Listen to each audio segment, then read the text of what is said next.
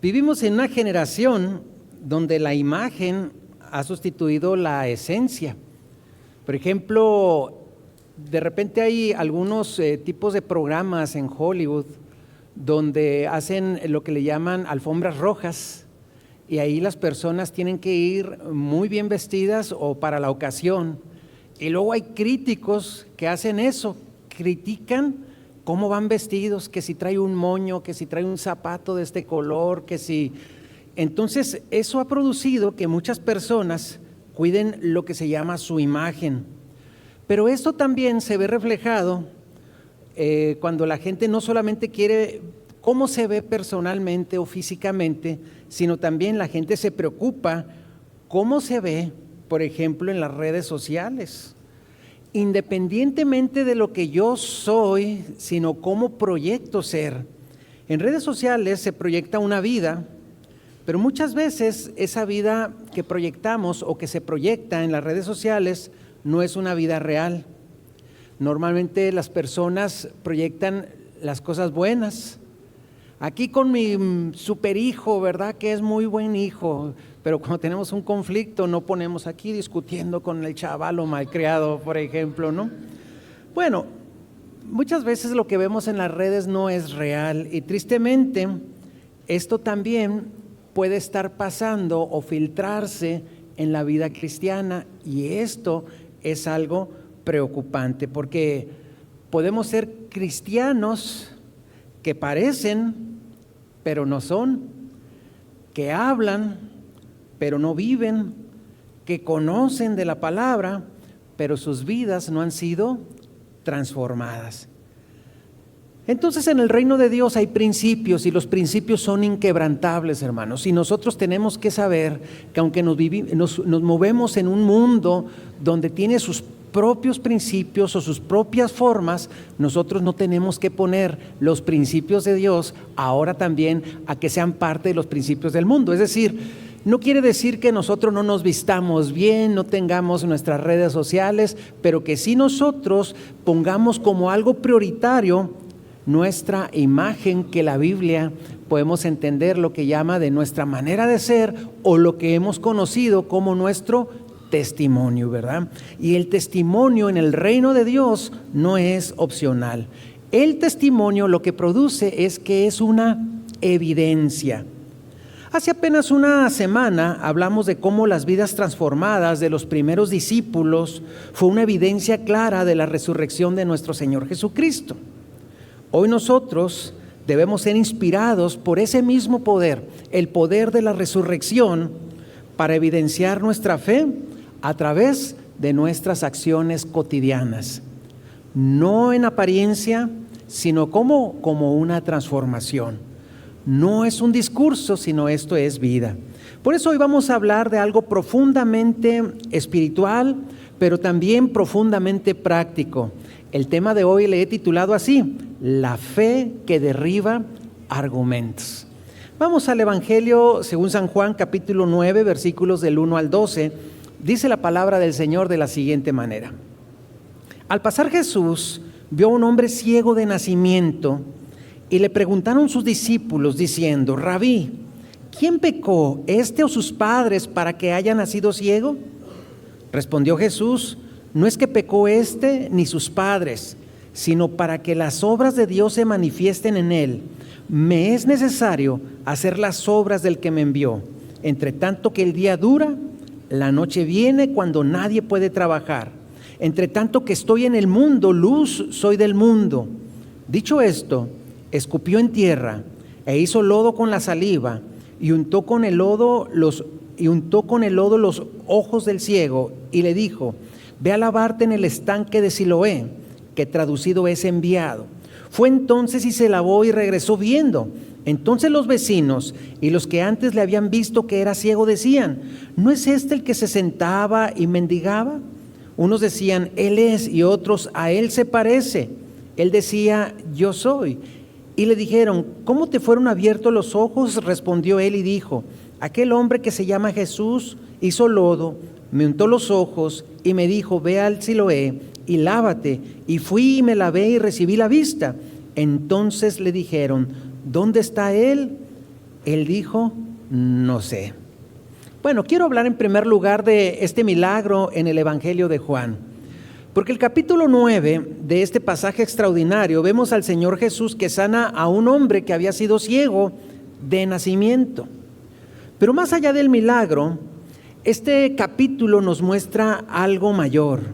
Nos muestra el proceso de transformación y también el poder del testimonio genuino. Esto nos habla de una gran verdad. Cuando tenemos un encuentro real con el Señor, entonces esto produce una transformación visible que se va a convertir en un testimonio imposible de que la gente ignore. Y es importante entender que el Evangelio de Juan no presenta muchos milagros. Los milagros no son narrados como acto de poder, porque Juan los presenta solo como señales, es decir, eventos que apuntan a una verdad mayor, ya que el propósito no era mostrar a un Señor Jesús que hace. El Evangelio de Juan no presenta a un Señor Jesús que hace milagros, que hace señales, sino más bien presenta a un Señor Jesús quien es. Entonces Juan describe en un contexto donde hay influencia griega, donde hay pensamiento filosófico y análisis racional. Por eso el Evangelio no está lleno de milagros. Si usted puede leer, algunos contabilizan 8, otros dicen que solamente son 7. Entonces estos milagros se contabilizan cuidadosamente. Y cada señal que está en el Evangelio de Juan tiene un propósito teológico. Y el propósito no solo es alimentar, sino mostrar más que eso, sino que Él es el pan de vida. Cuando presentan a un Señor que sana, no es solamente presentar a quien sana, sino mostrar a quien es la luz del mundo. Y no solamente resucitar, sino mostrar a quien es la resurrección y la vida. Y en este caso, el Señor Jesús, aquí en el Evangelio de Juan, vemos que se narra a un hombre que está ciego de nacimiento, y el Señor Jesús no solamente le abre los ojos físicos, sino que revela la ceguera espiritual del ser humano y de los religiosos de ese tiempo. Y aquí, hermanos, hay un contraste poderoso. Un ciego que comienza a ver, pero al mismo tiempo hay unos que ven, pero están completamente ciegos. ¿Puede ver esta escena? Un ciego que comienza a ver, pero unos que ven, pero que estaban completamente ciegos. Y aquí me gustaría, en segundo lugar, ir a 3 verdades profundas del relato. Porque antes de continuar, es importante que no veamos este pasaje únicamente como un evento milagroso aislado. Este relato no está en la Escritura solo para mostrarnos lo que el Señor Jesús hizo en ese momento en particular, sino para revelarnos principios espirituales que siguen vigentes hasta el día de hoy. Detrás de este milagro hay enseñanzas profundas que nos ayudan a entender más cómo obra y cómo quiere seguir obrando el Señor. Cómo debemos nosotros interpretar las circunstancias de la vida y cómo responde el corazón humano ante la intervención divina. Por eso, al analizar este pasaje con detenimiento, podemos extraer al menos 3 verdades fundamentales que no solo explican el texto, sino que también confrontan nuestra manera de pensar y nuestra manera de vivir. Bueno, empecemos con la primera verdad. La primera verdad es que el padecimiento no necesariamente es consecuencia directa del pecado personal. Los discípulos hacen una pregunta teológica que era muy común en su contexto social y le preguntaron: ¿quién pecó? ¿Este refiriéndose al ciego o sus padres? Era una teología simplista. ¿Sufres? Entonces pecaste. Pero el Señor corrige esa visión, y esa visión puede estar entre nosotros hoy. De repente nosotros podemos tener una visión así: me está yendo mal porque me he portado mal. Y no necesariamente es así. O cuántas veces hemos condicionado el hecho de ofrendar: es que si ofrendas, entonces te va a ir bien económicamente. Y si no ofrendas, entonces no te va a ir bien económicamente. Cuando la Biblia enseña que no, hermanos. O sea, aunque Dios sí bendice al que da, nosotros tenemos que venir más que para cumplir, ¿verdad?, una obediencia de dar dinero, de tener una acción para que me vaya bien. Lo que la Biblia enseña es que este mundo puede producir aflicción, aun cuando seamos obedientes. Este mundo también puede producir injusticias. Y muchas veces nosotros podremos ser confrontados que, siendo personas que tratamos de andar en los principios de Dios, algunas veces podamos podemos tener todos los estragos que este mundo nos pueda ofrecer, ¿verdad? Por lo tanto, podemos ver que el Señor corrige esta visión y nosotros tenemos que corregir la visión, porque el Señor lo que sí nos dijo es que tendremos un lugar donde no habrá llanto ni dolor, ni angustia ni enfermedad, donde no habrá necesidad ni de respirar ni de sol. Ese lugar es el lugar donde está preparado para todos los que hemos creído. Pero mientras tanto, siendo cristianos, obedientes, fieles, nos toca caminar en este mundo en obediencia con la esperanza puesta, no en este mundo, sino en el venidero, en la eternidad. Por eso también nosotros nos envejecemos, por eso también nosotros nos enfermamos y por eso también nosotros morimos. Pero la gran esperanza que tenemos es que el Señor Jesucristo venció a la muerte y Él dijo: yo soy la resurrección y la vida, el que cree en mí, aunque esté ¿qué? Muerto, vivirá. Entonces nuestra esperanza no es este mundo, podemos morir o no. Nuestra esperanza es que tenemos que saber que aunque muramos, vamos con el Señor. Y el apóstol Pablo lo entendió, porque él dijo: para mí el vivir es Cristo y el morir ganar. También dijo: pues si vivimos, entonces para el Señor ¿qué? Vivimos. Pero si morimos, entonces para el Señor morimos. Y luego dijo esto: sea pues que vivamos o que muramos, ¿qué dice? Somos del Señor. Y esa es una palabra de esperanza. Entonces usted trate de cumplir siempre con los principios de Dios. Y seguramente que los principios traerán bendición. Pero si de repente nos va mal, no se desanime. No se desanime, porque nuestra vida está escondida en el Señor. Y esto nos da también pie a pensar las injusticias que este mundo, gente que también es mala, gente que no busca de Dios, gente que no le interesa en lo absoluto participar en el cuerpo de Cristo y que pudieran tener una vida mejor en algunas áreas de su vida.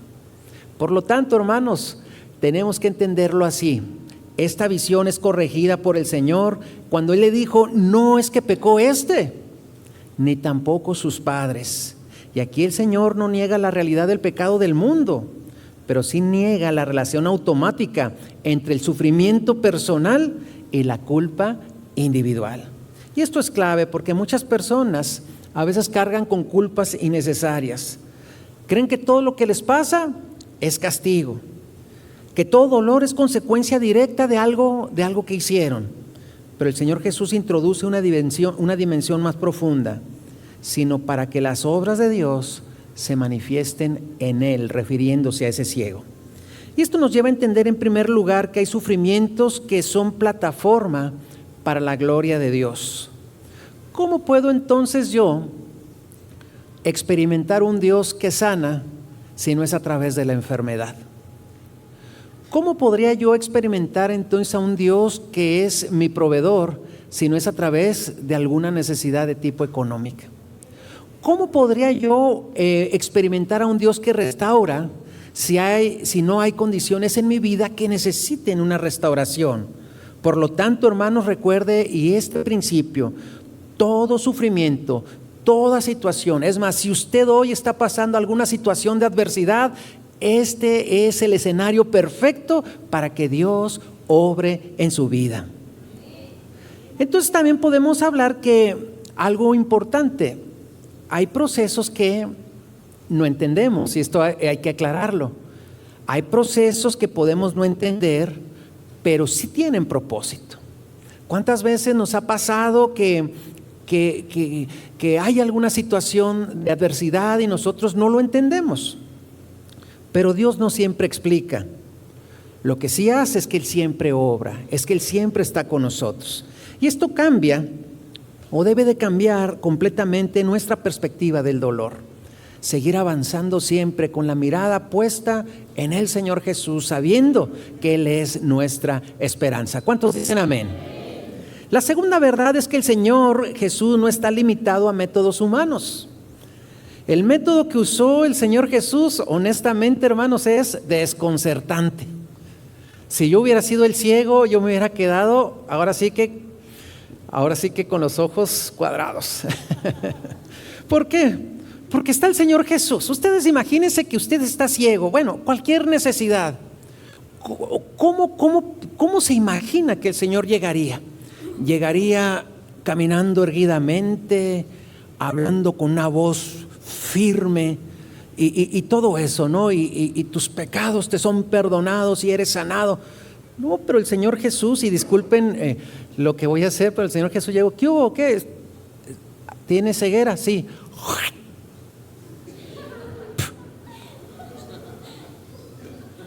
¿Quién hubiera esperado eso, hermanos? De verdad. O sea, el Señor Jesús escupió en tierra, y luego que escupe en tierra, se tuvo que haber agachado y empieza a hacer ahí, ¿qué, hermanos? La mezcla, ¿verdad? El lodo. Y después agarra el lodo y empieza a ponerle en los ojos. Y después le dice, casi te ensucié, ve y lávate, ve y lávate. No hay lógica médica, hermanos. No hay lógica médica. Es más, no hay un protocolo religioso. No hay un protocolo religioso. Pero lo que sí hubo, hermanos, hubo obediencia de parte del ciego, ¿verdad?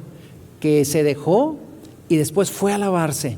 Pero sobre todo lo que hubo, había poder y autoridad sobre la enfermedad. Y esto rompe nuestras estructuras, porque ¿cuántas veces nosotros queremos que Dios actúe dentro de nuestros esquemas? Señor, estoy enfermo, pero quiero que me sanes este día de esta manera y esta situación, así quiero que lo hagas. ¿Y cuántas veces nosotros le decimos al Señor, quiero que lo hagas así? Y nuestras peticiones, más que peticiones, son instrucciones de cómo el Señor tiene que obrar. Señor, te pido por mi hijo, Señor, que llegue una mujer buena, que lo quiera, que lo ame, que me dé nietos y que también lo lleve por el buen camino. Espérame, tal vez el Señor tiene otra manera de obrar, donde lo lleve a través de circunstancias a ver la necesidad que tenemos de Dios. ¿A poco no, hermanos? ¿Cuál es el método que Dios está usando en su vida para que nosotros podamos crecer? Pero Dios no consulta lo que nosotros queremos, ni usa nuestra lógica, porque Él es soberano. Y aquí hay una verdad poderosa para la iglesia. Dios sigue obrando, aunque no entendamos cómo, hermanos.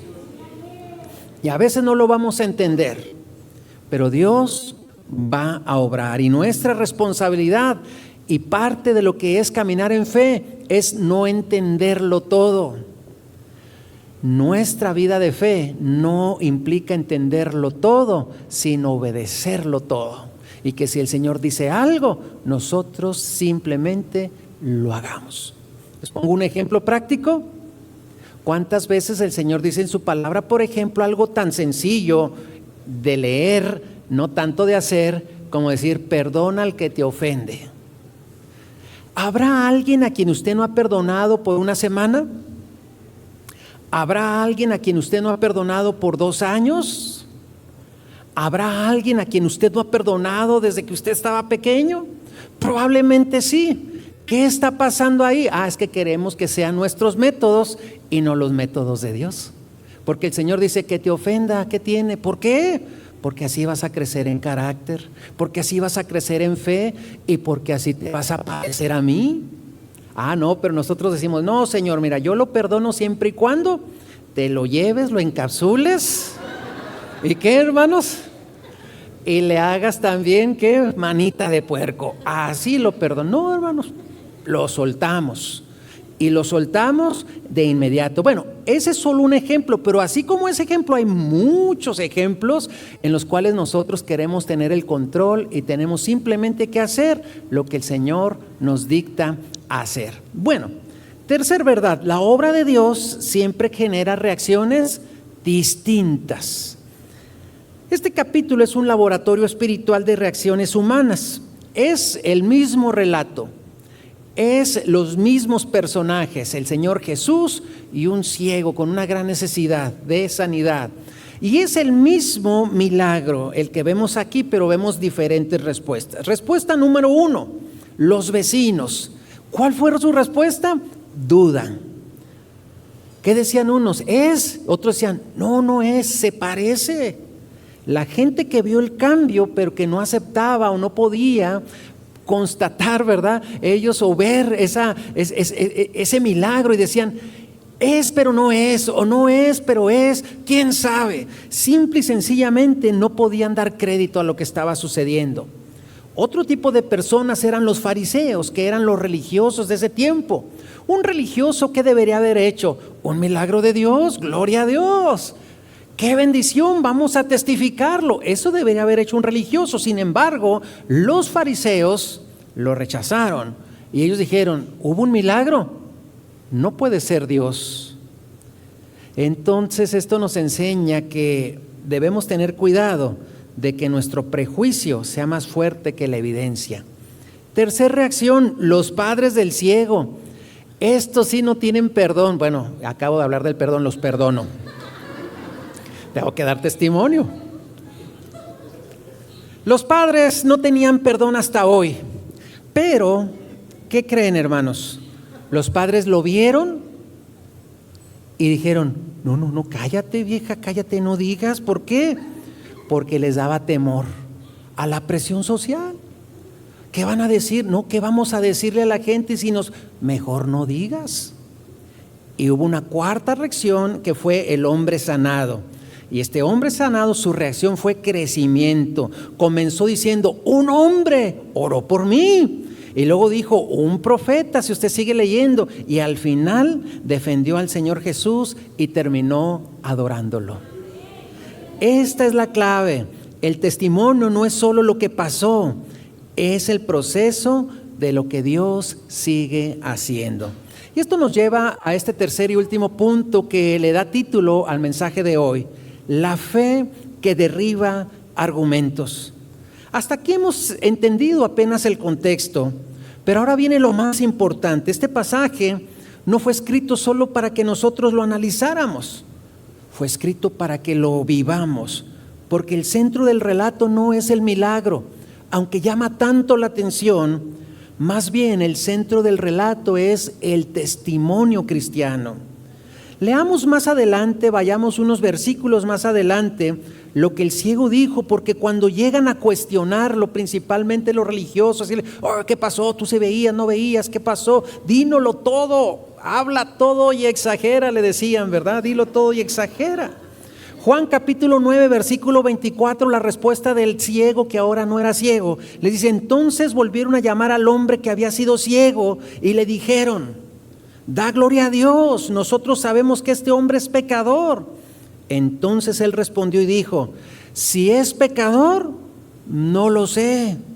Una cosa sé, que habiendo yo sido ciego, ahora veo. Ahora diciendo, yo no sé qué pasó, no tengo una formación doctrinal, yo no soy un religioso, yo no sé si sea de una u otra manera, yo no sé si fue el lodo, si fue la saliva, si fue el estanque donde me lavé. Lo que sí sé es que yo no veía y ahora veo.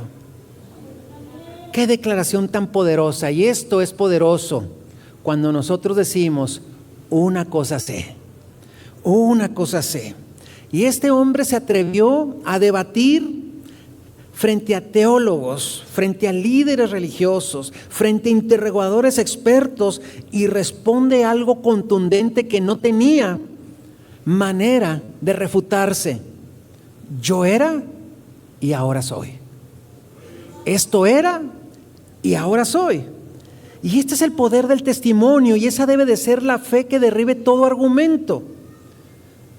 Y cada uno de nosotros, aunque no fuimos ciegos, podemos tener nuestra propia historia y podemos tener nuestro propio yo era y ahora soy, por gracia de Dios. Es por eso que por todo lo aprendido hasta aquí me gustaría dar a continuación 4 verdades que aprendemos a partir del estudio de Juan capítulo 9. Y estas verdades son para aplicar a nuestra vida práctica, a diferencia de las otras 3 verdades que aprendíamos. Primera verdad, el Señor Jesús produce un cambio real, visible y verificable. Y esto nos debe llevar a esto, hermanos. El cristianismo no es teoría. El cristianismo no es filosofía. El cristianismo no es una idea moral. El cristianismo lo que sí es y debe de ser en cada uno de nosotros una experiencia transformadora. Cuando el Señor Jesús entra a una vida, tiene que cambiar nuestros pensamientos. Y si cambian nuestros pensamientos, cambiarán nuestros hábitos, nuestros deseos y nuestra dirección. Y el cambio se debe ver. No es perfecto. Tal vez nunca seremos mientras estemos en este mundo. Tal vez cuando menos pensamos ya dijimos algo que no deberíamos de decir o hicimos algo que no deberíamos de hacer. Tal vez no seremos hombres y mujeres perfectos, pero aún en este mundo, hermanos, aún cuando no seamos perfectos, pero sí debe de ser evidente que algo pasó en nuestras vidas. Por eso debemos preguntarnos siempre, ¿mi vida es evidencia que he tenido un encuentro con el Señor Jesús? Esa debe ser la pregunta. Pregúntese usted personalmente, cada uno de nosotros de manera individual, ¿realmente nuestra vida da evidencia de que tuvimos un encuentro con el Señor Jesús? Segunda verdad, el retroceso espiritual es una señal que no debemos ignorar, porque así como hay crecimiento espiritual, así como hay un cambio gradual que vamos cada día conociendo más del Señor y cambiando nuestra manera de vivir, también puede haber un retroceso, y esto también se da en el entorno de la iglesia. Y el retroceso es algo que no se da solo. Tenemos que entender que hay crecimiento y hay decrecimiento, que hay avance y también vamos para atrás. ¿Cómo sabemos, hermanos? Bueno, cuando empecemos a decrecer, eso es una señal principalmente de descuido. Cuando alguien pierde la sensibilidad espiritual que antes tuvo, algo pasó. ¿Cómo es entonces que empezamos a experimentar un decrecimiento?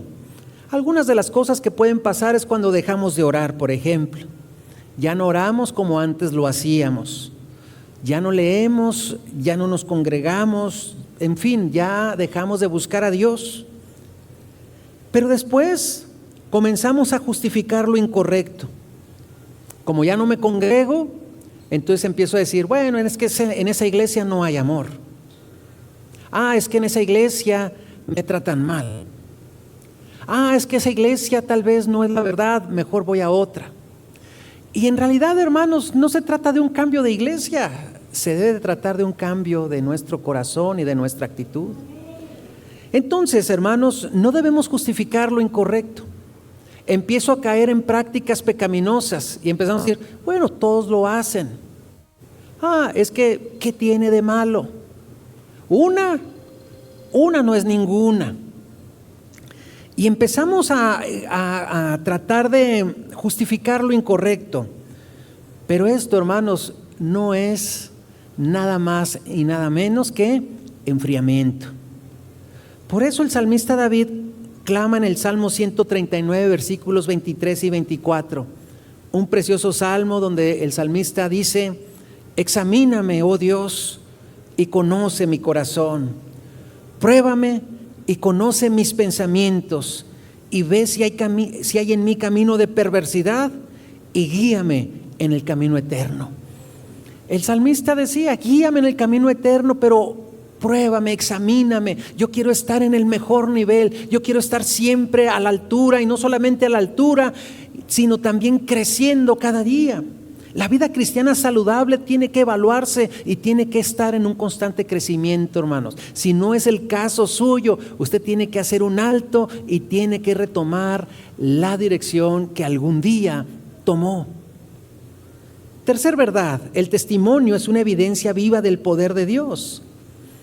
Este hombre no tenía todas las respuestas. De antemano probablemente él no se había congregado nunca con otros creyentes, había pocos, pero en ese tiempo apenas la gente estaba siguiendo al Señor Jesús. Probablemente él ni sabía de quién era el que le había sanado, pero él tenía una verdad innegable, y esto nos enseña algo liberador, hermanos. No necesitamos ser grandes teólogos para ser testigos, no necesitamos saberlo todo para hablar de lo que Dios hizo con nosotros.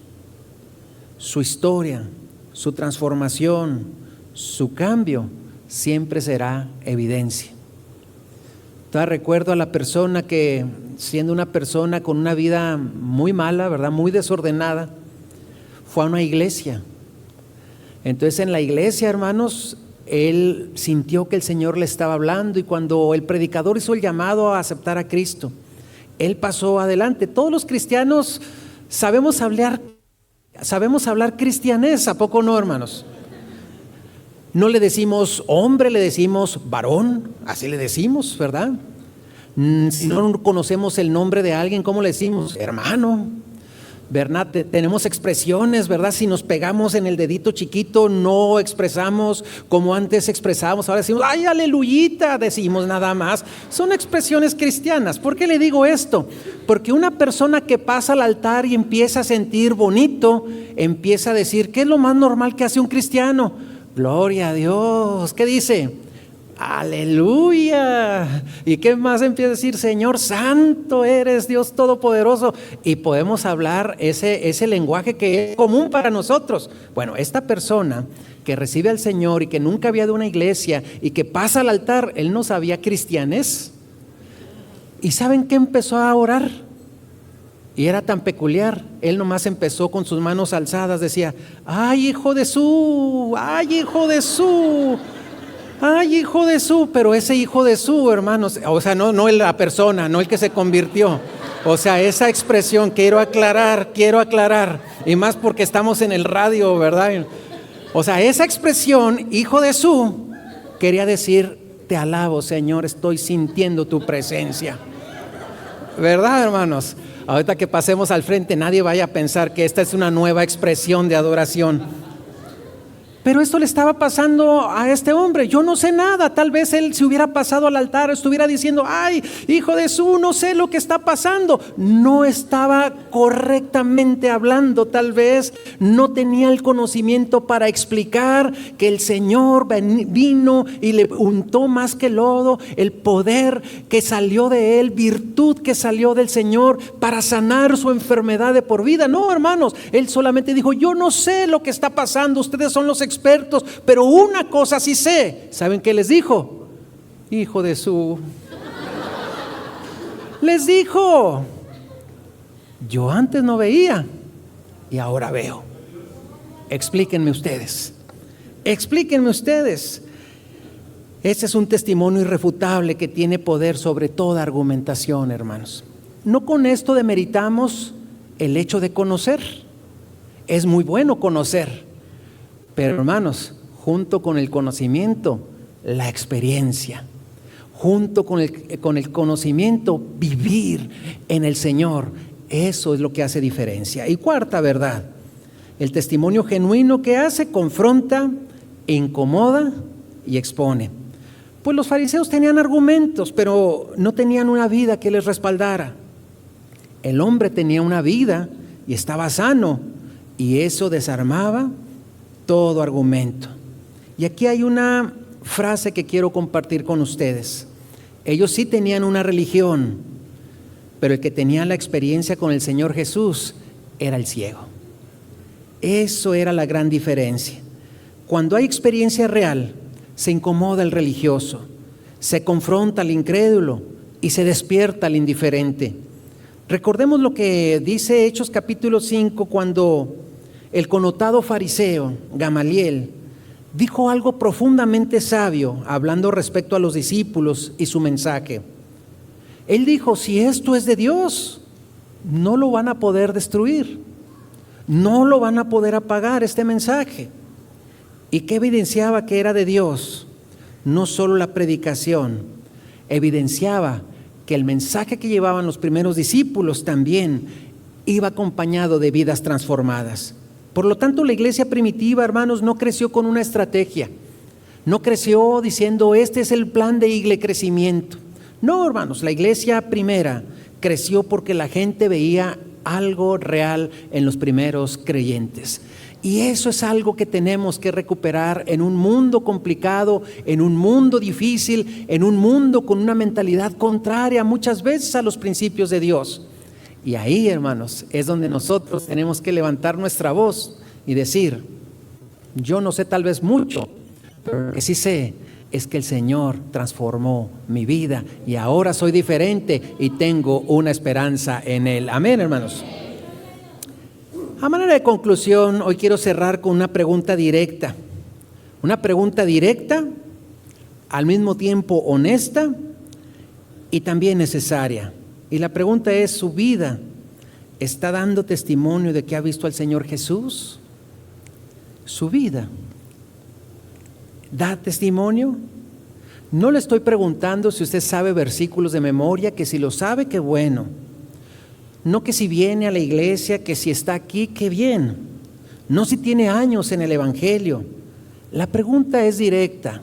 Más allá de todo esto, ¿hay evidencia en su vida? Porque la Biblia dice, por sus frutos los conoceréis. El mundo no necesita tanto argumentación. Él necesita ver matrimonios transformados. El mundo necesita ver jóvenes apasionados. El mundo necesita ver familias restauradas y sobre todo, hermanos, vidas cambiadas. Así que, hermanos, cuidemos nuestro testimonio. Cuidemos nuestro testimonio porque nuestro testimonio puede abrir puertas. Nuestro testimonio puede salvar vidas. Nuestro testimonio puede derribar argumentos. Y sobre todo, hermanos, y esto sí hay que puntualizarlo, sobre todo, nuestro testimonio glorifica al Señor. Y recuerde esto, no hay mayor evidencia del poder del Señor Jesús que una vida verdaderamente transformada. Termino con lo siguiente. El pueblo de Israel se dio cuenta que Moisés había estado con Dios. Él no traía un letrero que dijera, fui con Dios, estuve con Dios. ¿Cuál fue la evidencia? Su rostro resplandecía. Que esa sea nuestra oración. Independientemente si traemos situaciones, cualquier tipo de adversidad, decirle, Señor, que en medio de el gozo y la dificultad, de la victoria y la circunstancia adversa, yo siempre pueda evidenciar que algo ha pasado dentro de mí. Póngase de pie, por favor.